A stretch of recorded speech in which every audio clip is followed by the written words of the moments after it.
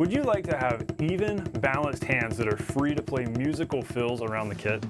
Well, in order to do that, you have to eliminate the weak hand that's been causing you all the frustration and potential lack of growth. Today we're doing just that. I'll share with you why this warm-up is so simple yet powerful. Then I'll break down for you exactly how to play it and what tempo to start at.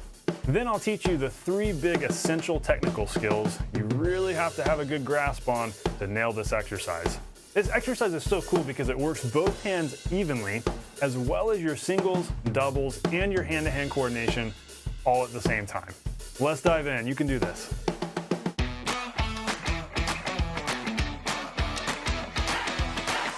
Hey, welcome to The Non-Glamorous Drummer. I help hobby and semi-pro drummers become the musicians others want to play with by teaching you the core drumming skills that get you results faster. If you are a beginner drummer, you're definitely in the right place, but even if you're an intermediate or especially advanced player, there's also a lot of valuable core skill for you that's gonna help you take your playing to the next level. So I'm glad you're here hanging out with me today. And hey, seeing as how you're here to get your weak hand fixed, I wanna give you a really valuable, even more in-depth resource, totally for free, that's gonna help you completely eliminate that weak hand. Today, I'm giving you a really valuable exercise that's gonna help a lot, but if you have a lot of weak hand issues, I wanna make sure you thoroughly solve it. So dive into my free mini course called 3 Steps to Eliminating Your Weak Hand. This is 3 in-depth lessons where we dig into the micro mechanics of what's actually causing the problems with the weak hand, so where we need to start. And then we talk about the mental concepts and the coordination, getting things evened out and balanced out, and I give you lots of great practical exercises so that you know exactly what to practice. And today's exercise is one of those. I'm really excited to share today's lesson with you, but I also want to make sure I don't leave you hanging on anything. I want you to eliminate that weak hand so that you have freedom to play anything you want to play. So be sure to dive into that free course, total no-brainer, 3 Steps to Eliminating Your Weak Hand. I'll see you there. On with today's lesson. You know, there's nothing more frustrating than being stuck at a technical plateau or a technical ceiling where you can't go any faster, you can't play it any cleaner, you feel like you can't relax more, and you literally just feel like you're stagnating and you're practicing a bunch and not growing. And there really is nothing more frustrating than just that embarrassment of knowing you've put so much work into something and you're just not seeing results because you feel like something's wrong with you. Like, what am I not doing right? So today we want to really eliminate that. That's kind of the core internal struggle that we've got to get at here today. A lot of times the most technical frustration comes from having a weak hand. And so we've really got to solve that weak hand. We've got to get rid of the weak hand so that things become more even. And this exercise that I'm teaching you today is a great way to work both hands evenly, a great way to work both your singles and your doubles, like I mentioned there in the intro. And just something to be clear about right now, this exercise does not magically solve your weak hand. It's how you use this exercise that's going to fix your weak hand. You can use this exercise as a powerful tool, a powerful resource. This really is a powerful warm-up for evening out your hands. But we've got to make sure we do this right, and we've got to focus in on the right things. So having said all of that, let's dive in. First off, why is this warm-up so simple? Well, it's simple because it only uses 2 rudiments. You know, there's a lot of warm-ups out there you can do that are pages and pages of notation. You've got all these different rudiments you go through. And there are great warm-ups out there that cycle through like 10 rudiments or all 40 rudiments. And that's cool, but that's a lot. And we don't really need to do that much to really gain a lot of benefits. So we want to do more with less. Why else is this simple? Because it works well at any tempo. There are specific benefits to this exercise you gain if you're practicing really slow, medium, or fast. So it doesn't matter what tempo you're practicing it at, you're going to be learning something, you're going to be solidifying something. Another reason why it's so simple is that it loops over and over again. So there's no need to stop. And you're not really having to, once you get it going, you don't have to think about what's coming next. It just loops over and over again. So it's one of those like cycling kinds of exercises, which is really cool. And so it's so simple for those reasons. What's interesting is it's also powerful for a lot of those same reasons, because here's the big 3 reasons why it's so powerful. Well, it forces you to lead with either hand. So not only are you leading with your right hand here, but you're also leading with your left, all the while you're not stopping. Number 2, it's powerful because it works your singles and your doubles, like I mentioned earlier, which is also why it's simple, because we just have singles and doubles here, nothing crazy. And lastly, it is beneficial at any tempo. So it's so interesting because the same reasons why it's simple are the same reasons why it's powerful. I don't want you to miss that sometimes the most powerful things you can practice on the drums are the most simple things. So let's dive into this. I call this the singles and inverted doubles exercise. Here's how it works. I'm just going to teach you the sticking. Really, there are just 4 parts to it. This is a 4-measure exercise if we're thinking of these as 16th notes. It's a 4-measure exercise. So we have something we're doing in the first measure, and then it morphs into something for the second measure. And then we're actually repeating those two things for the second 2 measures, so measures 3 and 4, but inverted. It'll all make sense once we get it going here. So here's the sticking for the first measure. These are basically inverted doubles because instead of just going right, right, left, left, right, right, left, left, we're starting with right, but we're immediately jumping over to the left. So we're going right, left, left, right, right, left, left, right, right. So if we were to accent the beats, it would sound like this, which is inverted and kind of weird. But when you're going slow, it's not that hard. And again, the big focus right now is starting very slow. I'll give you specific tempos in a moment. So that first measure, inverted doubles, right hand lead. So we're playing 1 E and 2 E and 3 E and 4 E and So that final note is with the right hand there. And we continue, and going into the next measure, we play a measure of right hand lead singles, just normal right hand lead singles, right, left, 2 E and 3 E and 4 E and So to repeat that, those first 2 measures, we've got a measure of inverted right hand lead doubles that goes straight into a measure of right hand lead singles because that first measure ends with right, right. We've got 2 rights in a row. So it goes like this. 1 E and 2 E and 3 E and 4 E and 1 E and 2 E and 3 E and 4 E and finishing there with the left. So those are our first 2 measures. We're halfway through the exercise and we're working our doubles sticking and our singles sticking. But the best thing about this, like I told you, is that it's going to work both hands evenly because as we go into measures 3 and 4, we flip it around. So we just finished there at the very end there, that second measure where we're doing the right hand lead singles, 4 E and we're ending with the left hand. Now we're going to play another left so we can start again, this time doing left hand lead inverted doubles. So the second half of the exercise then goes like this. Left, right, right, left, left, right, right. 3 E and 4 E and So there's the there with the left. We play 2 lefts in a row. 1 E and now we're doing a measure of left hand lead singles. And 4 E and So I'm going to play those 2 measures for you again. So left hand lead inverted doubles this time. 1 E and 2 E and 3 E and 4 E and 1 E and 2 E and 3 E and 4 E and We're ending on the right hand. There at the end of the 4th measure, ending with the right hand there on the and so then we play another right and it sets us right back to the beginning where then we can do the right hand lead inverted doubles into the right hand lead singles, back into the left hand lead inverted doubles, into the left hand singles, and then we just keep going back and forth.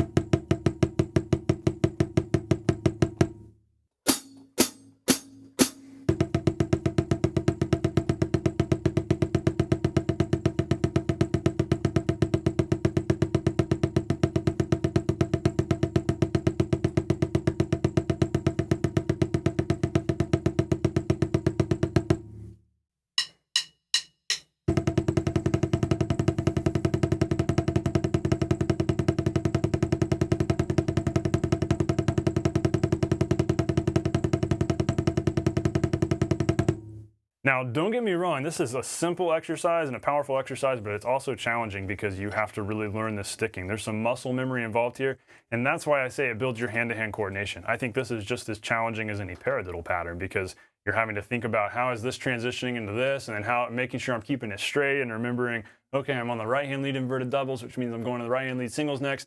And of course, you can write all this out, and I'm putting it on the screen for you so you can see it. You can write out these stickings as, visual cues so you know where you're going next until you really learn the pattern. And so it doesn't have to be that difficult. You don't have to feel like you have to memorize it immediately. But know that you're having to learn a sticking here, and that's challenging. I recommend you start this at 60 beats a minute if you're playing 16th notes, or you could think of this as 8th notes if you'd rather. Go 120, doesn't matter. But I like thinking of it as 16th notes. That way it's like a measure of each thing. I can think of these as measure blocks, and so it's a 4-measure exercise when we're counting 16ths. So 60 beats a minute, that's not very fast. It's right here.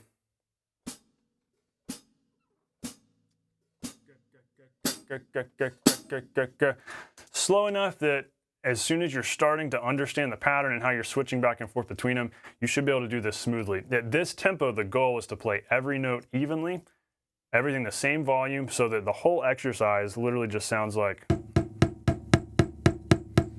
That's the idea. If you're familiar with George Lawrence Stone's method, stick control, the whole idea with that book is you're playing all these different sticking patterns, but you want the whole thing to just sound like. So your blindfolded listener can't tell that you're playing different stickings. You want everything to be totally even. That's the main goal. Same with this exercise. Yeah, we could get fancy with it. We could get crazy and throw in accents in places. That would be another way to do this, more variations. But that's not where we're going today. We want to keep things nice and simple and very strong and even so that at this tempo, the whole thing just sounds like ga, ga, ga, ga, ga, ga, ga. Now, if 60 is too fast for you immediately, it's okay to go a little slower. It's also fine to start off with no metronome. I know I'm always telling you to practice with a metronome, but it's also okay when you're first figuring it out, no metronome, just so it's one less thing to think about, honestly. You can get it going. And also, you don't have to do your left foot. I'm just doing that for timekeeping reference. Don't add any feet yet. That's another level. That's something else you could add later on, but we're not going there today. Just focus on smoothly transitioning from one sticking pattern into the next. But when you can get it going at 60, here's what it sounds like. I'm going to play it for you with my metronome at 60 beats a minute, and I'll keep the left foot going just for timekeeping reference.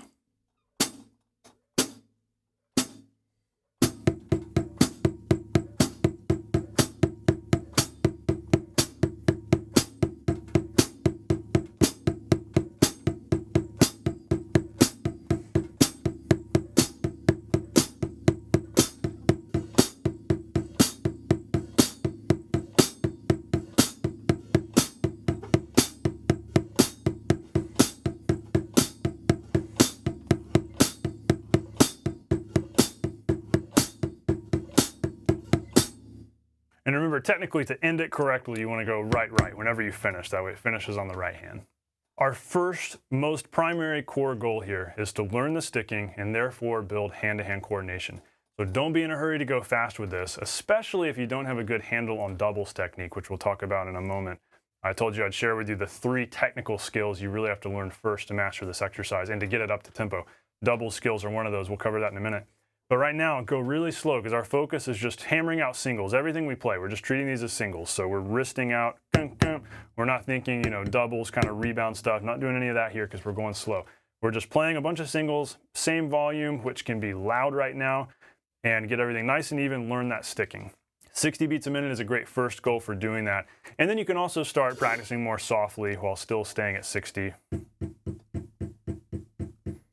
which is a great exercise in control. George Lawrence Stone talks about in Stick Control how quiet playing leads to control. And so practice this quietly too. If you really want to gain a lot out of this exercise without doing anything crazy or fancy, practice at different dynamics. You might have your default one that feels natural and easy, but then practice going softer, practice going really soft. Remembering that when you go softly, you can grip a little further up the stick, grip a little firmer, playing from your wrist. It's okay to not rely on rebound when you're super soft. That way you can actually gain more control. Then open up more loosely as you're getting louder. Now, as you get a good handle on this and it's sounding steady and solid at 60, you know you're ready to move on from 60 when you're able to play everything evenly without hesitation and you've learned the sticking. So the hand-to-hand coordination is happening. I don't know how long this might take you. If you have experience doing doubles and paradiddles, you might grasp this pretty quickly. If not, it might take a little bit longer, but be patient and do this for a few minutes every day, like 5 to 10 minutes every day, just working this sticking, 60 beats a minute, even volumes. Once that's happening, then you're ready to start upping the tempo, maybe in increments of 3 or 5 BPM. I think 90 beats per minute is a great first milestone. See if you can get this from 60 to 90. Yes, that's a huge jump. That's a 50% jump. But once you get to 90, you're really off to the races at that point. And then you can set your next goal at 120. When I first learned this exercise, I would usually start at 90, because at 90, you really have to have a lot of control over it. It very easily gets sloppy there. And so it was a good starting tempo for me once I could really play it well at faster tempos. I would slow it back down to 90, start there, and work my way up to 120, 140, and so on. So know that you need to always start it slowly, consistently. Figure out where's your foundation tempo where you need to start. That might be 60 for a while, and then maybe 70. And one day as you're playing it faster, maybe 90 as your starting tempo. But those are the big milestones. Gradually aim to get up to 90, then up to 120 from there, all the while practicing softly, medium, as well as loudly. Now, we're definitely not done with this lesson. I told you I'd share with you the 3 technical skills you really must learn if you want to really nail this, because we can't really neglect these things. I can show you an exercise, but I told you earlier, it's not just the exercise that's going to solve your weak hand. It's not just the exercise that's going to suddenly fix your technique problems. It's what are you focusing on while you're playing the exercise. It's what are you using the exercise for. We want to use this exercise to solidify our technique and solidify our loose grip, to build our hand-to-hand coordination and to eliminate our weak hand. But we have to make sure we're targeting the right things and focusing on the right things here. So first, absolute fundamental, really three technical skills here. Number 1, you've got to have relaxed singles with a nice, solid, and loose fulcrum. What do I mean by that? The stick needs to be rebounding like this. So you've got to have a fulcrum point, a hinge point where you're gripping the stick. I recommend you do this for pretty slow but strong playing where you've got lots of stick motion, but you're not going too fast. Aim for a fulcrum point about right here, halfway up the middle finger, kind of the edge of your thumb, and make sure, test it by going like this. With your other hand, just grab the butt end of the stick, swing it back and forth. Make sure that it works. Make sure you can keep it right there. And then practice tossing it in the air. Just doing the stick toss. If this works, if you can have it hinging like this, where it's staying in that hinge point reliably, that's awesome. That puts you so many steps ahead of so many drummers out there who never work on these core fundamentals, and then they wonder why they're still dealing with a weak hand. They wonder why they're stiff, why they can't play loudly and relaxed. They wonder why there's always a speed barrier. So many times it comes back to this one super fundamental thing that I feel like I can't talk about enough, and I know I'm preaching this in these lessons all the time, but it's so crucial, so fundamental, so important. So focus on getting that hinge point, that fulcrum down, and you can do it with index finger. It might work well with index. Play around with what feels right to you. As you go faster with singles, you do begin curving the fingers around a little more, and a fulcrum can shift to right here because you have to get firmer, otherwise the stick goes flying out, right? And likewise, when we're playing softly, we can grip more firmly just because we don't need the big loose stick motion because there's a very low stick height. So we're just using common sense there. But focus on getting that fulcrum solid and working well, so you've got a full free rebound, a nice full stick height. I'll link some additional hand technique lessons in the description so you can go more in depth with that. But this is so worth practicing. If there's any kind of issue here, any kind of hiccup here, especially with that weak hand, you definitely want to focus on that. Otherwise, this exercise will continue to be a struggle. And of course, dig into that 3 steps to eliminating your weak hand free mini course I told you about earlier, because that is super helpful. If you know that you've got a weak hand and you know you need to fix that, that's your first step to doing that. Go through those trainings, work on fixing the weak hand, making sure the core things are working the way they're supposed to, and then you can dive back into this exercise and you'll start getting much better results. Technical skill number 2, be able to play regular non-inverted doubles using proper technique at the different tempo ranges. So what makes doubles so challenging is that the technique you use to play slow doubles doesn't work for playing mid-tempo doubles. And the technique you use for playing mid-tempo doubles doesn't work for playing really fast doubles. And so it's the whole, what got you here won't get you there kind of thing. And it's the case with doubles, where even if you're doing this nice, relaxed, loose kind of thing, playing your slow doubles, getting 2 for the price of 1, that's great. But as you get faster, well, this isn't working. We got all sorts of galloping sloppiness happening. So what do you have to do there to even it out? Well, then as you get faster than that, wrist can only go so fast, so you have to start using the fingers. And then once we're getting really fast, that's faster than any body part can operate, so we're fully relying on rebound again.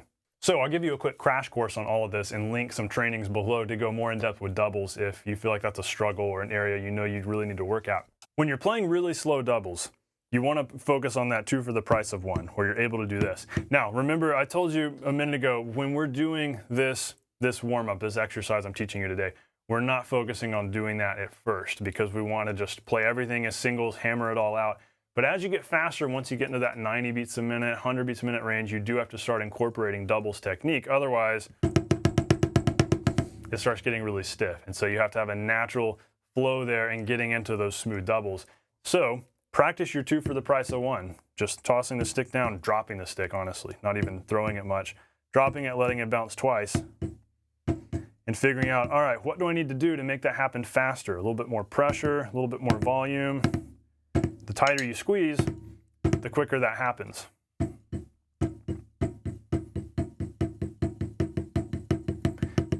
And And so you can use this technique of just 2 for the price of 1, very relaxed. I'm just thinking right, left, right, left, right, left, right, left, right, left.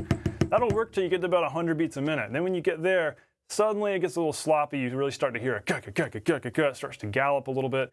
That's where you got to cheat and bring in the wrists. Just full on cheat and play wrist, wrist. But in playing wrist, wrist, here's the thing. We're not getting stiff. We're not going to go. We're still maintaining that same looseness where, yes, we're using some rebound, but we're also using wrist to reinforce that second note. Because at 100 beats a minute, 16ths, that's where we have to start evening things out. So actually use your wrist for that 100 to 120 range. You can see how my knuckle here, my whole hand is moving for both of those notes, but it's not a stiff motion because I'm still allowing the stick to move within my hand, loosening the fingers and letting rebound work. Then once you get to about 120 or so, that's where it starts to make sense to use fingers to reinforce that second note. So instead of going, you can still use wrist, but it starts to get a little stiff. But if you can go and bring in the fingers for that second note, then you can make both notes very strong, even when you're going very quickly like that. So when you're getting past 120, you want to start going wrist fingers, which a lot of times is known as open close. Open close, we're pulling in the fingers to close things down, to whip the stick back down very quickly. And that's the strength and the power of our fingers. They can do very quick, agile things like that. So then we want to start using the fingers there.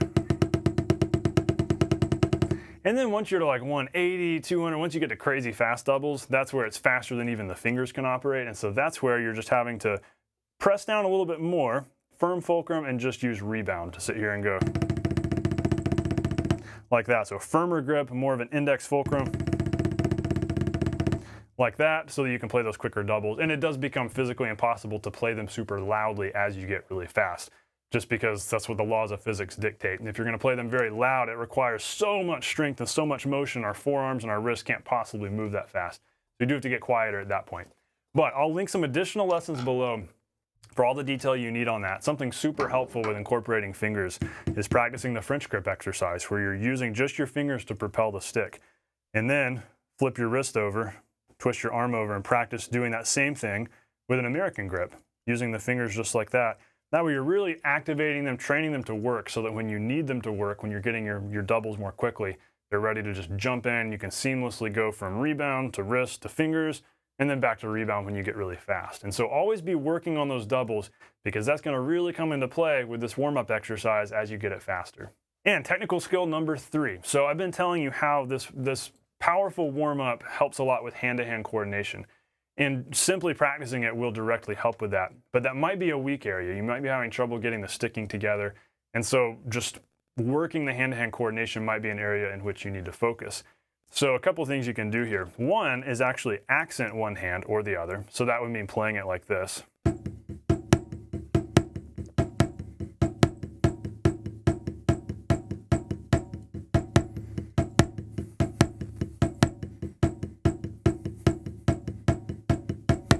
Which feels kind of weird, right? Going through the second half if we're accenting the right hand. Practice it the other way too, ghosting the right, accenting the left.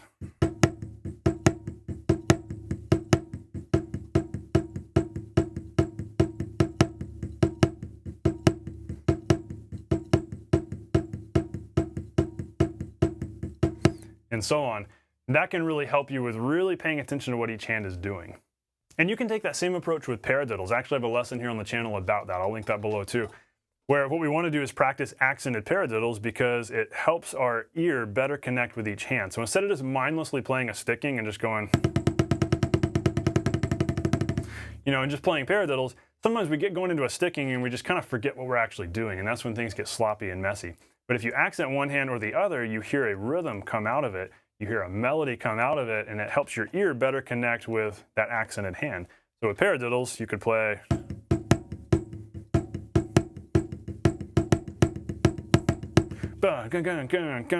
or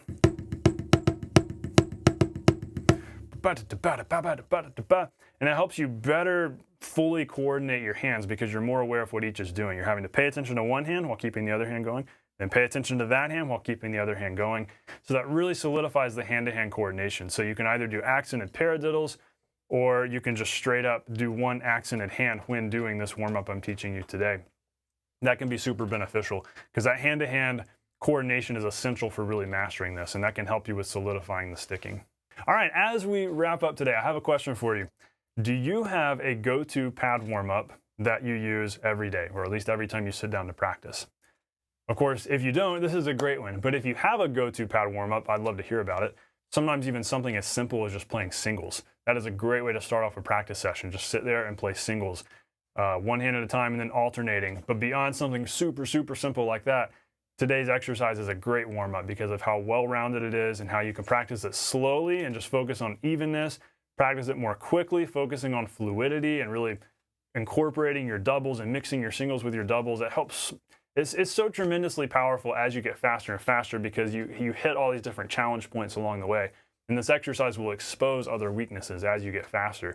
You might realize, oh, left hand's not working well enough. All right, focus on weak hand. Better dive into Stevens free weak hand. Eliminate the weak hand in 3 steps mini course, which is below. Go do that. Or, you know, maybe I'm realizing I just don't have the finger technique to get this going fast. Okay, let's just focus on doubles. Let's focus on French grip exercise. Focus on the fingers. This exercise will show you where you stand. It'll show you where you're at, where you're doing well, where you need to work. And so you can use it as a tool, use it as a resource. And then once you really get a great handle on doubles and singles and these stickings, then it just becomes a refresher. It just becomes a review thing where you can sit down every day and just nail this and just sound awesome playing this every day and know that, all right, I got my singles going, I got my doubles going, yeah, everything's sounding good. And so it's just that refresher. It's just like going for a walk, going for a jog, just keeping yourself in shape. So I hope you have a lot of fun with this. Hope this is a really fun exercise that challenges you, but also gives you something really cool and well-rounded and versatile to practice every day. Let me know how it goes. Thanks for watching today. I hope this lesson overall provided you with lots of value and really helps encourage you, motivate you to get into the practice room and really make some progress and move beyond a technical barrier and overcome that weak hand. Be sure to dive into the weekend mini course. It's free. Go do it. Your left hand will thank you, or your right hand if your right hand is your weak hand. Still for you also. It doesn't matter which hand is weak. Let's solve the weak hands. You can play anything you want to play. That's the goal. We want to have complete freedom and creativity around the drums. I hope this helps you get there. All right, thanks for watching. Hope you have a great week. I'll see you on the next lesson. Stay non-glamorous.